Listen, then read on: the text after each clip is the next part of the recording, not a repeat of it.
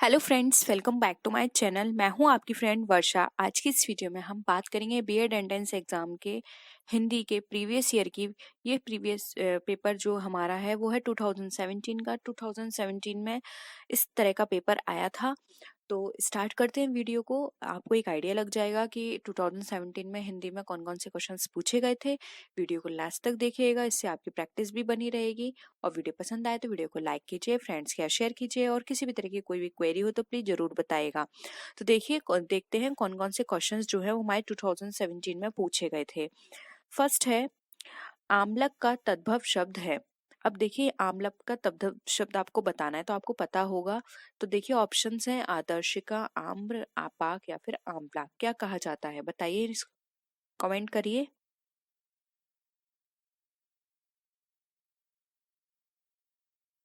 देखिए, कुछ लोगों का आंसर सही है। आमलक का जो तद्भव शब्द है वो है ऑप्शन डी, आंवला। आंवला को कहा जाता है आमलक। ठीक है। तिनका का तत्सम बताइए। अब आपको यहाँ पे तत्सम बताना है। ऊपर पूछा था तद्भव, अब यहाँ तत्सम बताना है। तिनका किसका तत्सम है? सॉरी, किसका तद्भव है? तृण का, तिक्त का, ताम्र का या फिर त्वरित का? बताइए। देखिए, तिनका का जो तत्सम शब्द होता है वो होगा हमारा तृण। ठीक है। और अन्य शब्द जैसे कि है तिक्त, तो तिक्त तीता का है, तो आप यहाँ पे नोट कर लीजिए तीता। ताम्र की यहाँ पर बात करें तो ताम्र होता है हमारा तांबा का। और यहाँ पर अगर हम बात करें त्वरित की, तो त्वरित जो होता है वो हमारा होता है तुरंत का। ठीक है, तो यहाँ पर आपको ये सब पता चल गए। अब देखिए, अगर ऊपर का भी मैं आपको मीनिंग बता दूं तो देखिए, आदर्शिका का तद्भव शब्द होता है आरसी। क्या? आरसी। आम्र मतलब होता है हमारा आम। और यहाँ पर अगर हम बात करें आपाक की, तो आपाक है हमारा आवा का। आवा। ठीक है। अब देखिए नेक्स्ट, तकदीर शब्द है। अब ये तकदीर किसका शब्द है? तत्सम शब्द है, फारसी है, तद्भव है या फिर अरबी है? बताइए।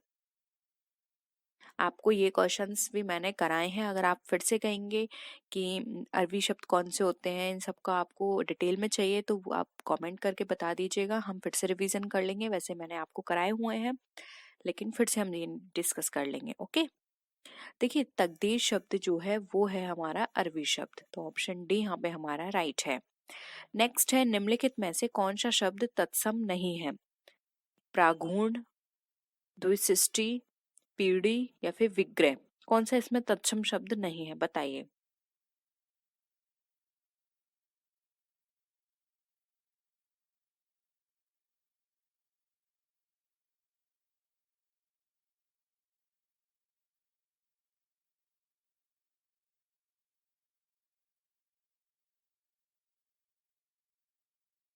देखिए, यहाँ पर बात करें तत्सम शब्द नहीं है तो वो है हमारा यहाँ पे पीढ़ी। ये हमारा तत्सम शब्द नहीं है, ये तद्भव शब्द है। इसका तत्सम शब्द होता है पीठिका। और इसके अतिरिक्त बात करें ये प्रागुण की और द्विशिष्टि और विग्रह की, तो ये सब हमारे क्या है? तत्सम शब्द है।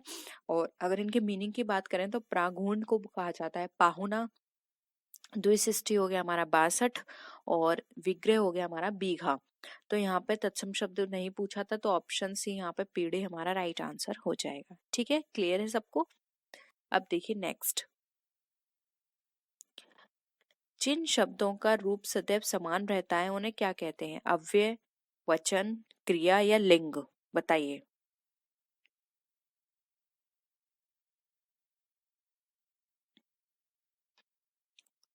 जिनका रूप सदैव समान होगा उन्हें हम क्या कहेंगे? देखिए, ऐसे शब्द जिनका रूप हमेशा समान होता है वो हमारे क्या कहलाते हैं? अवयव कहलाते हैं। और अवयव को अगर हम इसका शाब्दिक अर्थ देखें तो देखिए, इसको ऐसे बात करेंगे, अ प्लस व्यय, अवयव। हमारा इस तरह से बना अव्यय। और जो व्यय हो ना हो उसे अव्यय कहते हैं। इसे अविकारी शब्द भी हम कह सकते हैं, क्योंकि इसमें किसी प्रकार का कोई विकार नहीं होता है। ये सदैव समान रहते हैं, इसलिए इसको हम विकारी शब्द भी बोल सकते हैं, अविकारी शब्द। ठीक है। तो यहाँ पे इसका जो राइट आंसर है वो है ऑप्शन ए, अव्यय। 56 क्वेश्चन देखिए, धीरे चलो में अव्यय का कौन सा प्रकार है? क्रिया विशेषण, संबोधन वाचक, समुच्चय बोधक या फिर विस्मय बोधक, बताइए।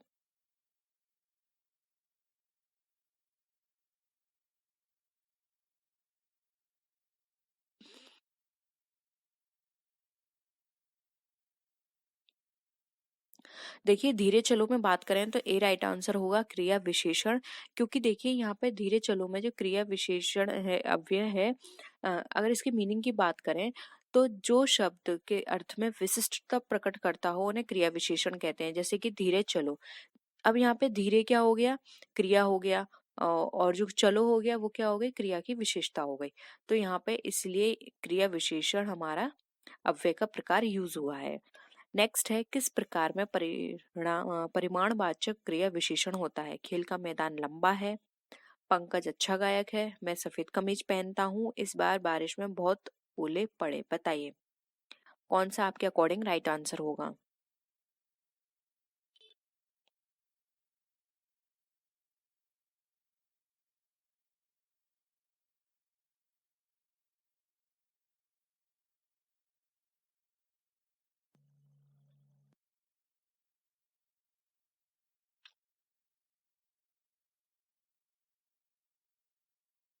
देखिए परिमाणवाचक की बात की गई है तो जहां पर हम नाप तोल कर सकें वहां पर हमारा यहाँ परिमाणवाचक आता है। इसलिए देखिए यहाँ पर जो ऑप्शन डी है, इस बार बारिश में बहुत ओले पड़े, ये हमारा परिमाणवाचक क्रिया विशेषण हो जाएगा। ठीक है,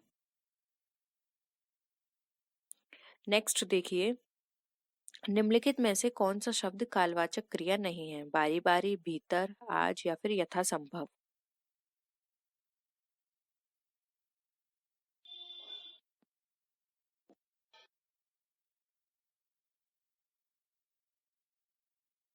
देखिए कालवाचक क्रिया की बात की गई है तो यहाँ पे कालवाचक क्रिया का मतलब ये है कि जो हमारा हमें काल बताए। जैसे कि आज है, आज हमें काल बता रहा है आज का दिन, और अगर कल होता तो ये बताता कल का। यानी कि एक हमें पर्टिकुलर, हम यहाँ पर बात करें तो एक कालवाचक का काम बताए, यानी कि समय बताए, समय संबंधी चीजें बताए। तो आज यानी कि एक समय है, कल वो भी एक समय होगा। तो ऑप्शन सी यहाँ पे आज हमारा राइट आंसर हो जाएगा। नेक्स्ट है, निम्न में से किस वाक्य में क्रिया विशेषण का अशुद्ध प्रयोग हुआ है। वह बहुत तेज दौड़ता है, तुम यहीं ठहरो, सारे कलाकार ऊपर हैं, धूप में चला नहीं जाता, बताइए इसमें से कौन सा राइट होगा।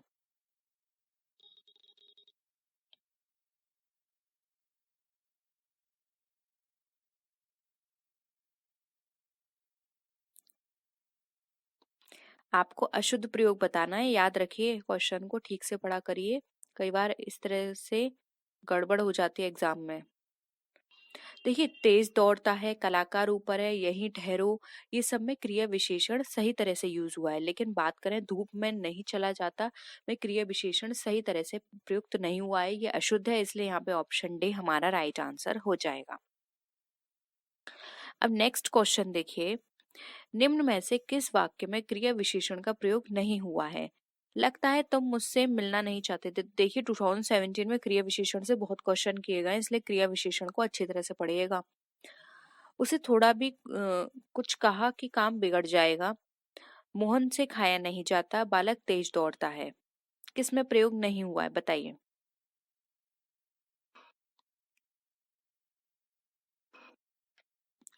देखिए लगता है तुम मुझसे मिलना नहीं चाहते, इसमें तो क्रिया विशेषण है। उसे थोड़ा भी कुछ कहा तो वो काम बिगड़ जाएगा, ये भी सही है। बालक तेज दौड़ता है, अब दौड़ना क्या हो गया, क्रिया हो गई, और तेज क्या हो गई, उसकी विशेषता हो गई, तो ये भी है। लेकिन यहाँ पे ऑप्शन सी जो है, मोहन से खाया नहीं जाता, यहाँ पे तो कोई विशेषता नहीं बताई गई है, क्रिया विशेषण सही से प्रयोग नहीं हुआ है, इसलिए यहाँ पे ऑप्शन सी हमारा राइट आंसर हो जाएगा। अब नेक्स्ट क्वेश्चन को देखिए, वह गलती होने से डरती है, वाक्य में उचित क्रिया विशेषण शब्द कौन सा आएगा। बहुत तेज, अचानक या धीरे धीरे, बताइए। कोई इंसान गलती होने से कैसे डरेगा, बहुत डरेगा, तेज डरेगा, अचानक डरेगा, धीरे धीरे डरेगा।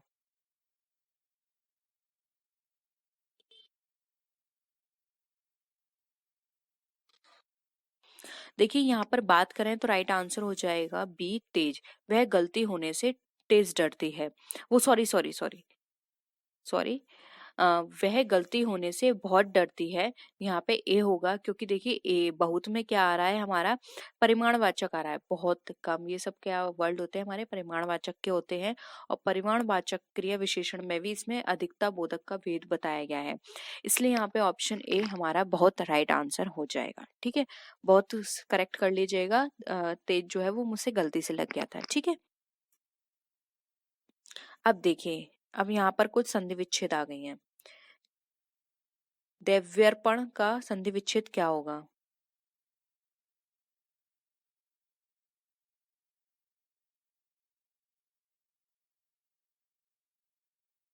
देखिए ई हमारा या बना, ये किस में आता है बताइए?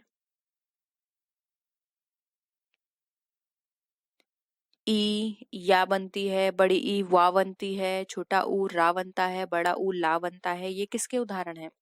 ये हमारे यण संधि के हैं। ठीक है, तो यानी कि ये यण संधि है और इसका संधि विच्छेद कैसे होगा? ई ई बना हमारा यहाँ पे क्या, या, तो ये क्या हो जाएगा? देवी धन अर्पण, देवी अर्पण। ठीक है, तो यहाँ पर ऑप्शन कौन सा हो जाएगा आपके अकॉर्डिंग? बी राइट आंसर हो जाएगा। ऑप्शन बी, इसमें हमारा यण संधि है। और बस यही है, आपको यही पूछा जाएगा। कभी कभी आपसे नाम भी पूछ सकते हैं एग्जाम में, तो ये भी याद रखिए, इसमें यण संधि है क्योंकि ई से बना है। आप इनके रूल याद रखिए, छोटी ई या बनती है, बड़ी ई वा बनती है, और जो छोटा ऊ होता है वो रा बनता है, और बड़ा ऊ हमारा क्या होता है, ला बनता है। अब देखिए किस शब्द में उपसर्ग का प्रयोग हुआ है। उपकार, लाभदायक, अपनापन या फिर समझदार। उपसर्ग, उपसर्ग मतलब जो पहले लगते हैं, वो सॉरी बाद में लगते हैं, और जो प्रत्यय होते हैं वो पहले लगते हैं। बताइए।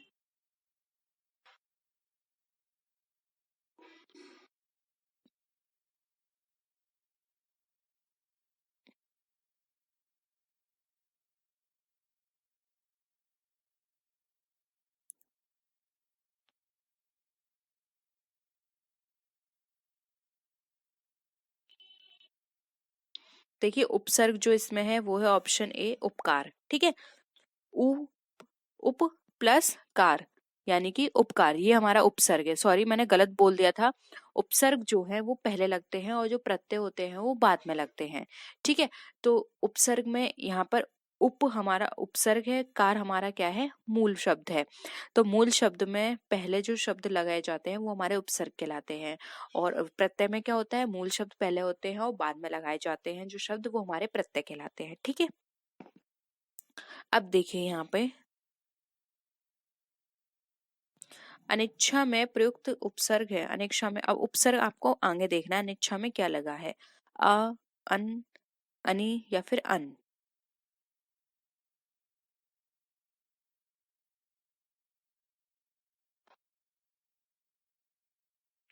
देखिए पहले इसको आप अलग अलग कर लीजिए। अनिच्छा को क्या क्या हो जाएगा, अन धन इच्छा। ठीक है, तो देखिए अन हमारा ये वाला, इसमें याद रखिए ये वाला नहीं आएगा, हलंत वाला आएगा, तो ऑप्शन बी यहाँ पे हमारा राइट आंसर हो जाएगा।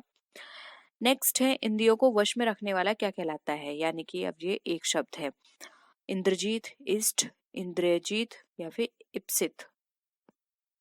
बताइए। देखियो यहाँ पे इंद्रियों को वश में रखने की बात की जा रही है, तो इंद्रियों को जो वश में कर लेता है उसको बोलते हैं इंद्रिय जीत। और इसके अतिरिक्त अगर हम देखें इंद्रजीत, तो इंद्रजीत होता है इंद्र को जीतने वाला। इष्ट होते हैं हमारे जिनकी जिसकी हमें आकांक्षा हो। और इप्सित की अगर बात करें तो इप्सित यहाँ पर हमारा कहलाता है जिस वस्तु को चाहा गया हो। तो यहाँ पे इंद्रियों को वश की बात करने की बात की जा रही है, तो ये हो जाएगा हमारा इंद्रिय जीत। ठीक है, तो ऑप्शन सी यहाँ पे हमारा राइट है। अब देखिए नेक्स्ट, जिसका अनुभव किया गया हो कहलाता है। अब जिसका अनुभव किया गया हो क्या कहलाता है, अनुभवी, अनुभूत, अनुभव योग्य या फिर हमारा अनुभाव्य। बताइए।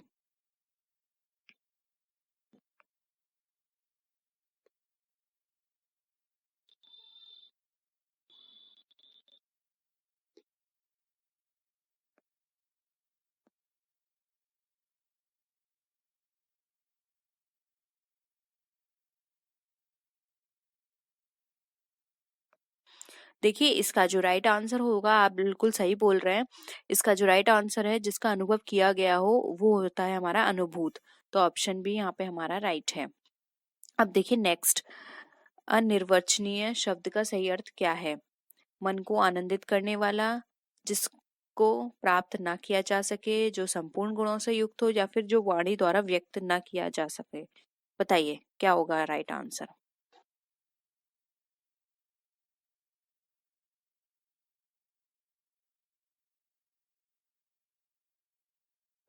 आंसर करिए जल्दी जल्दी।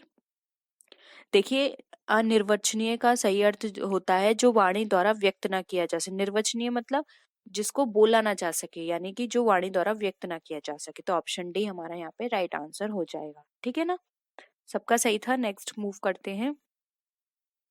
वकील, अब बताइए किस भाषा का शब्द है? फारसी है, अरबी है, तुर्की है, या फिर पुर्तगाली है?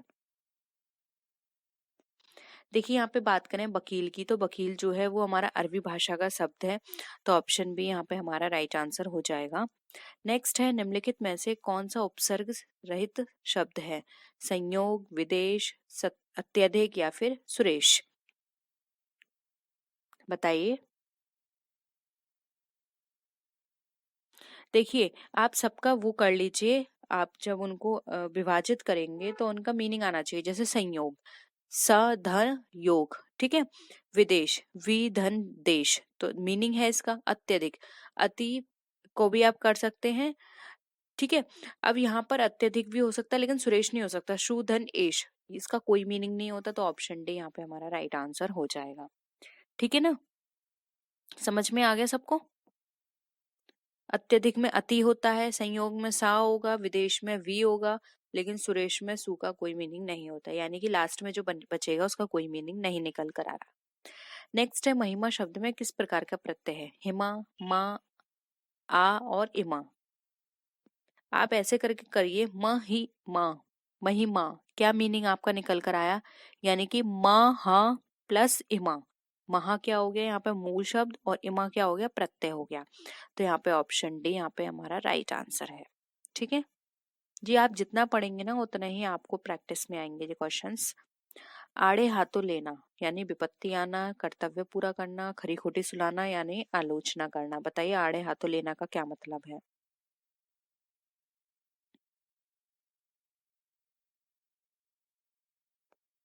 देखिए जब भी किसी को आड़े हाथ लिया जाता है तो हम क्या कहते हैं? आने दो से हम उसको आड़े हाथ लेंगे, यानी कि आने दो से हम उसको खड़ी खोटी सुनाएंगे, यानी कि उसको उससे सारी बातें क्लियर करेंगे, किसी को सुनाना। ठीक है, तो वो कहलाता है हमारा आड़े हाथों लेना। तो ऑप्शन भी यहाँ पे हमारा राइट आंसर है। नेक्स्ट है, सूरज को दीपक दिखाना का क्या अर्थ है? रोशनी में अंधकार होना, किसी व्यक्ति की तुच्छ प्रशंसा करना, प्रभाव स्थापित करना, या फिर सम्मान बढ़ाना। बताइए।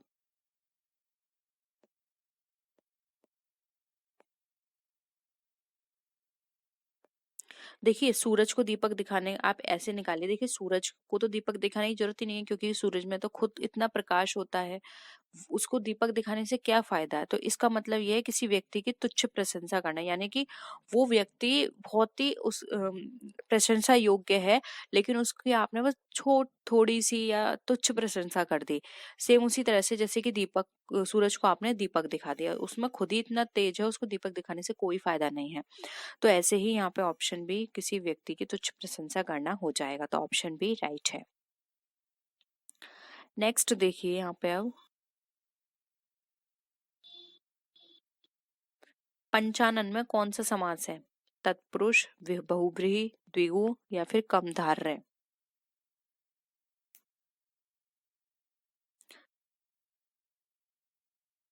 देखिए आपको पता होना चाहिए, कोई भी समास उसमें पूर्व पद संख्या वाचक होता है तो उसको हम द्विगु समास कहते हैं। तो इसमें पूर्व पद संख्या वाचक है, क्योंकि देखिए इसमें शुरू में लिखा है पंचनानन, यानी पांच। तो यहाँ पे ऑप्शन सी क्या हो जाएगा? हमारा राइट आंसर हो जाएगा। फिर है, नीचे दिए गए शब्द समूह के लिए सही शब्द का चयन कीजिए। युद्ध की इच्छा रखने वाला, मुमुक्षु, बहुश्रुत, युजुत्सु, या फिर मौक्तिक। तो देखिए जो युद्ध की इच्छा रखता है उसको क्या बोला जाता है? जल्दी जल्दी आंसर करिए इसका, आपके अकॉर्डिंग क्या होगा?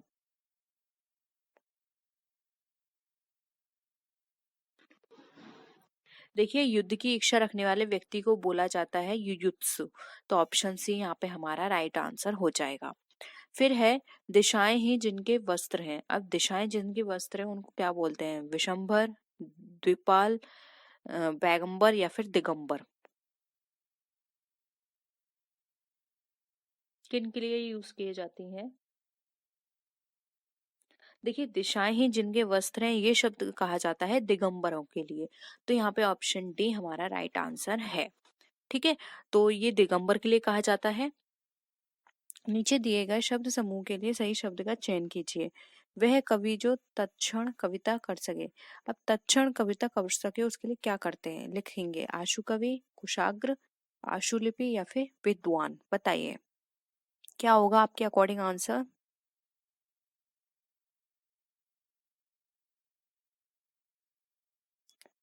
देखिए यहाँ पर पूछा गया है तत्क्षण शब्द कविता कर सके, तो उसके लिए जो शब्द यहाँ पे यूज किया जाएगा वो होगा हमारा यहाँ पर आशु कवि।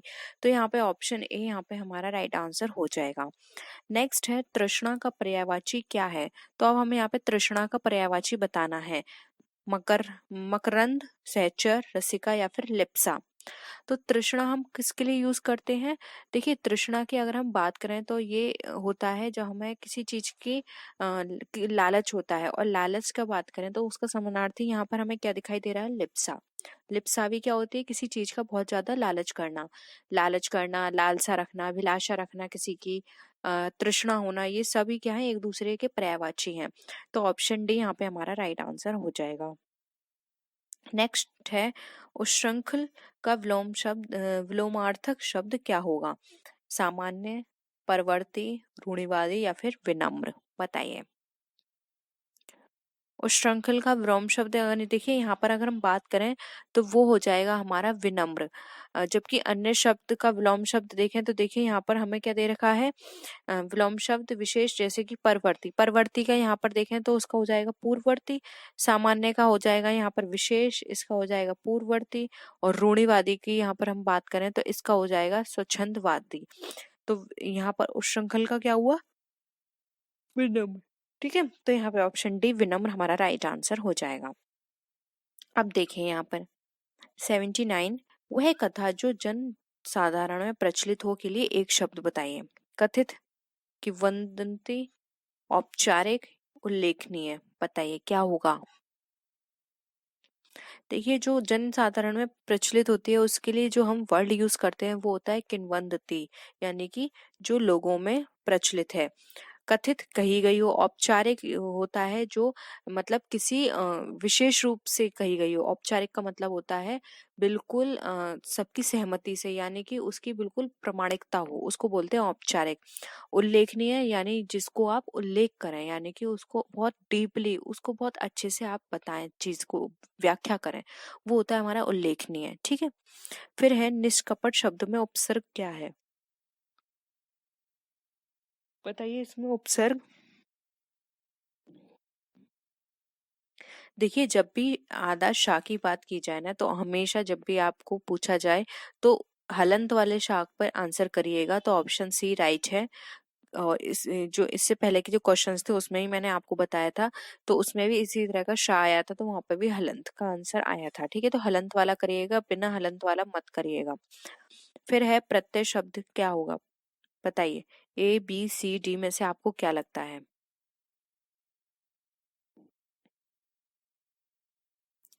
देखिए प्रत्यय बना है, यहाँ पर कौन सी संधि हो गई? यण संधि हो गई।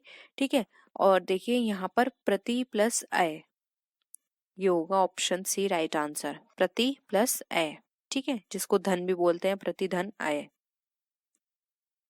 नेक्स्ट देखिए सच्चिदानंद शब्द का संधि विच्छेद है। सत चित आनंद, सच्चितद आनंद, सच्चिदानंद, सत चित आनंद। बताइए।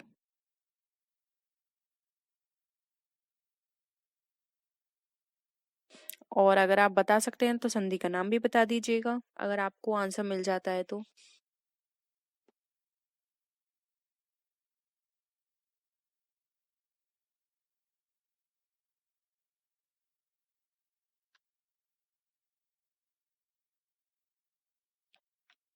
देखिए अगर हम सच्चिदानंद की बात करें तो सद चित आनंद ये राइट आंसर होगा ए। और इसमें जो संधि है वो है व्यंजन संधि। व्यंजन संधि किसे कहते हैं? तो देखिए कभी भी व्यंजन में दूसरा व्यंजन या स्वर का मेल होता है, तो, मेल हो या मेल होने से कोई विकार उत्पन्न हो तो वहां पर व्यंजन संधि कहलाती है। इसके अंदर हमारी व्यंजन संधि है सत चित आनंद। ठीक है, तो इससे बना सचिदानंद। ठीक है, तो ऑप्शन ए राइट है। नेक्स्ट है, यह मूंग और मसूर की दाल का अर्थ है। क्या है? मसूर की दाल का महंगा होना, मूर्ख अच्छी वस्तु की कदर नहीं करते, अपनों के बड़े व्यक्तियों से में गिनना, अपनी योग्यता से अधिक पाने की उम्मीद। बताइए। अब यह मूंग और मसूर की दाल है, क्या होगा इसका अर्थ? देखिए यह मूंग और मसूर की दाल है का मतलब यहाँ पर यह है कि आप उसके लायक नहीं है, लेकिन उसको खुद के उसके लायक समझना, यानी कि अपनी योग्यता से अधिक पाने की उम्मीद रखना, ये होता है यह मूंग और मसूर की दाल की बात है। तो यहाँ पर देखिए ऑप्शन डी राइट आंसर हो जाएगा। 2017 में ये क्वेश्चन आए हैं, ये पूरा पेपर 2017 का ही है। ठीक है, फिर है, चित्त पर चढ़ना का अर्थ है खुशियां मनाना, अत्यंत प्रिय होना, शोभा बढ़ाना या फिर सदा स्मरण रहना। बताइए।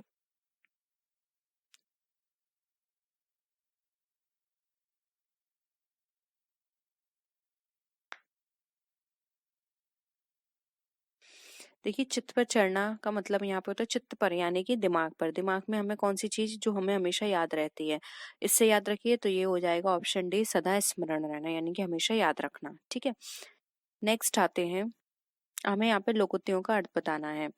निम्नलिखित लोकोक्तियों का अर्थ बताइए। अशर्फियां लूटें, कोयले पर मोहर, यानी कि इसका बताना है इसका अर्थ क्या होगा। छोटी वस्तुओं की सुरक्षा में अधिक व्यय, संपूर्ण लाभ स्वयं उठाना, मूल्यवान वस्तु की अपेक्षा तुच्छ वस्तु पर ध्यान या फिर आय से अधिक व्यय। बताइए। असरफियां लुटें, कोयले पर मोहर। आप इसी से लगा सकते हैं। असरफियां तो आपने लुटा दी, लेकिन कोयले पर मोहर लगा रहे हो जिसकी कोई वैल्यू नहीं है। अशरफियां जबकि इतनी मूल्यवान वस्तु है, तो इसका सी हो जाएगा मूल्यवान वस्तु की अपेक्षा तुच्छ वस्तु पर ध्यान देना। आपने अशरफियां तो लुटा दी, लेकिन अब कोयले को आप इकट्ठा कर रहे हो, यानी कि तुच्छ वस्तु पर आप ध्यान दे रहे हो, तो ऑप्शन सी राइट है। नेक्स्ट देखिए, हंसुए के ब्याह में खुरपे का गीत कहावत का क्या अर्थ है? शादी में गीत गाना, जश्न मनाना, असंगत बातें करना या फिर निचले स्तर की बातें करना। बताइए।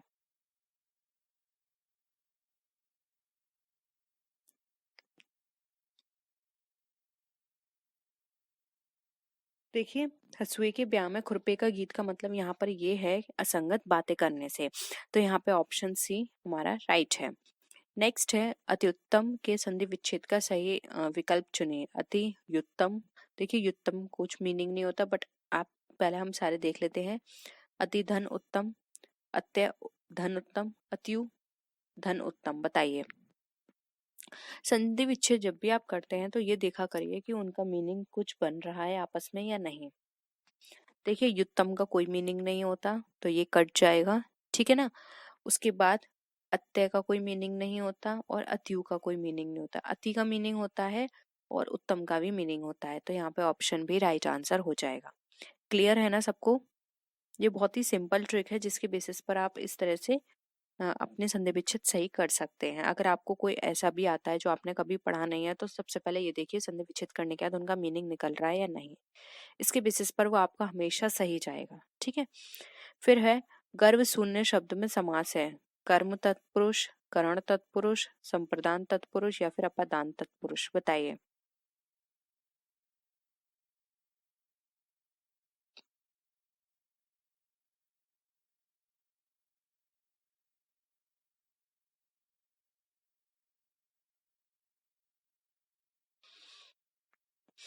देखिए गर्व शून्य की यहाँ पर बात करें तो यहाँ पर इसका जो राइट आंसर होगा वो होगा ऑप्शन बी करण तत्पुरुष। अब ये करण तत्पुरुष क्यों है तो ये भी आप समझ लीजिए।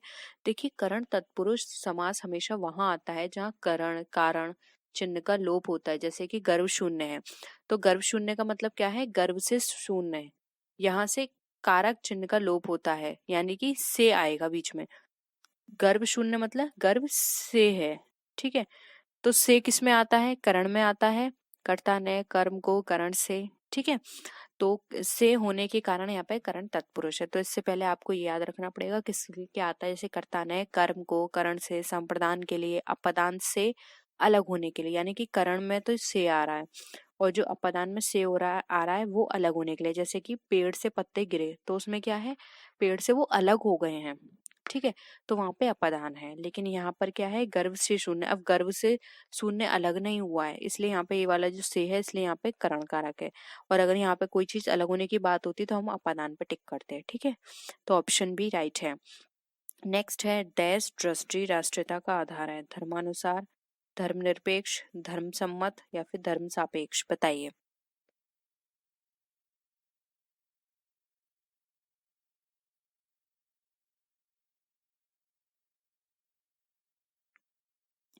देखिए, राष्ट्र के आधार की बात करें तो धर्मानुसार ये तो राष्ट्र की बात नहीं है, धर्म सम्मत ये भी नहीं है और धर्म सापेक्ष भी नहीं, जबकि धर्म निरपेक्ष क्या है, धर्म निरपेक्ष दृष्टि राष्ट्रीयता का आधार है। तो ऑप्शन बी यहाँ पे राइट आंसर हो जाएगा। नेक्स्ट देखिए, निम्नलिखित में से शुद्ध वर्तनी कौन सी है, भानु, वृक्ष, ऐतिहासिक या फिर आकांक्षा। शुद्ध वर्तनी आपको बतानी है।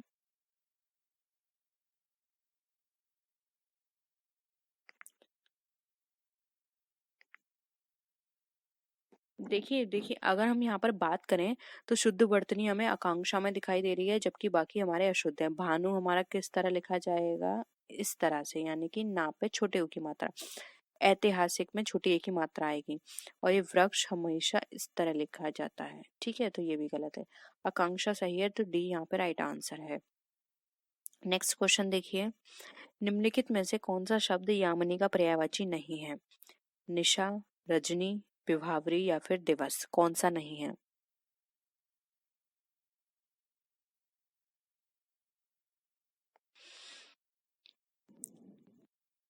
देखिए, दिवस जो है वो तो दिन का है, जबकि यहाँ पे यामिनी का पूछा है जिसका होता है निशा, जो कि हमें गिवन है, फिर है रजनी, ये भी हमें दिया हुआ है, विभावरी ये भी हमें दिया हुआ है, तो ये सारे क्या हैं, यामिनी के हैं, जबकि दिवस नहीं है, तो ऑप्शन डी यहाँ पे राइट है। नेक्स्ट देखिए, आधी रात का समय क्या कहलाता है, सर्वरी, विभावरी, निशा या फिर निशिथ।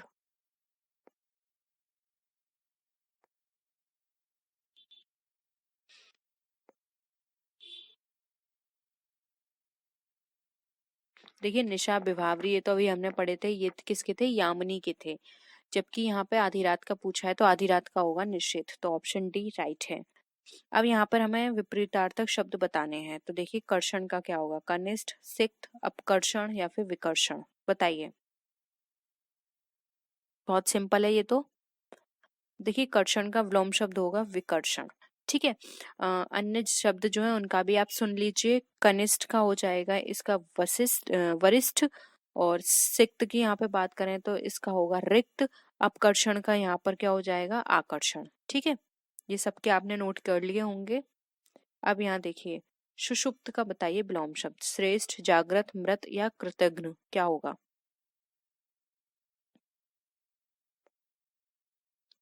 बताइए। देखिए, यहाँ पे सुषुप्त की बात करें तो सुषुप्त का है विलोम शब्द जागृत। अब यहाँ पर हम श्रेष्ठ की बात करें तो इसका भी नोट कर लीजिए, श्रेष्ठ का होता है अधम, किस तरह से लिखेंगे, अधम, अधम।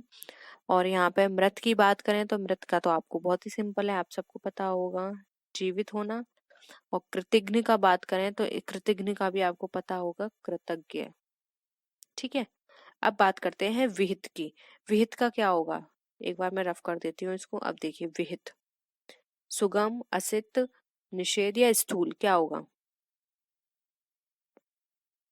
देखिए, विहित माने होगा इसका विलोम शब्द निषेध, ठीक है।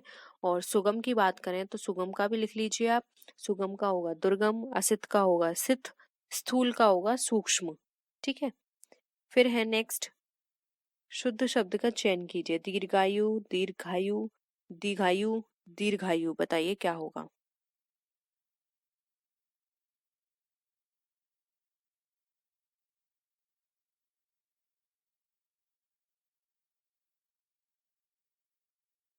देखिए आप खुद ही पढ़ के देखिए, दी र, यानी दी के बाद रा आ रहा है, इसमें दी के बाद इस तरह से रा नहीं लिखते, और ये तो बाद में पीछे चला गया तो ये भी कट गया, इसमें तो रा है ही नहीं, तो ऑप्शन ए राइट आंसर होगा, दीर्घायु। ठीक है, अब नेक्स्ट देखिए, नौका। नौका शब्द का पर्याय क्या होगा? तिया, तरंगिणी, तरी या फिर तरड़निजा, बताइए।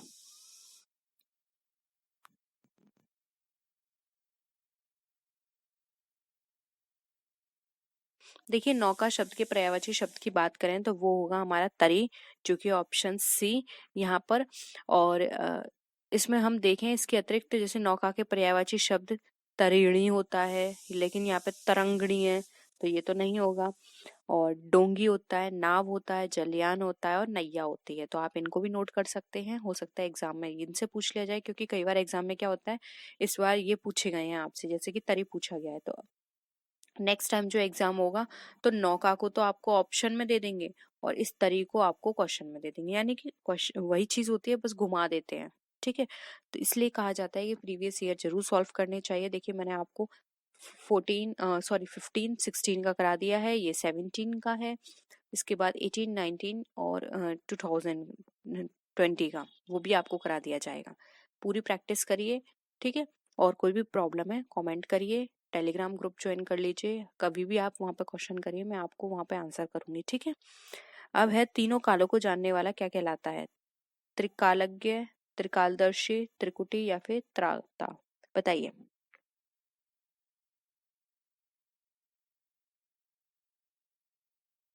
देखिए यहाँ पे तीनों काल की बात की जा रही है, तो तीनों कालों को जानने वाला कहलाएगा हमारा त्रिकालज्ञ। इसके अतिरिक्त तीनों कालों को देखने वाला, यहाँ पे तो जानने वाला है, अगर यहाँ पे देखने की बात होती तो ये होता है त्रिकालदर्शी। और अगर दोनों भ्रकुटियों के मध्य स्थान को त्रिकुटी कहते हैं, और अगर किसी से छुटकारा दिलाने वाले की बात की जा रही हो तो वो होता है त्राता। ठीक है, तो ऑप्शन यहाँ पे ए राइट आंसर हो जाएगा, त्रिकालज्ञ। नेक्स्ट देखिए, संस्कृति शब्द का विशेषण क्या है? संस्कृत, सांस्कृतिक, संस्कृति या फिर सांस्कृतिक, बताइए। विशेषण बताना है, यानी संस्कृति की विशेषता। देखिए संस्कृति की विशेषता की बात करें तो संस्कृत कोई विशेषण नहीं है, ये भी नहीं है, ये भी नहीं है, सांस्कृतिक है, तभी यहाँ पे ऑप्शन हो जाएगा हमारा करेक्ट। अब है सप्त धन ऋषि, इससे बनी संधि क्या होगी? दीर्घ, यण, व्यंजन या फिर गुण, बताइए।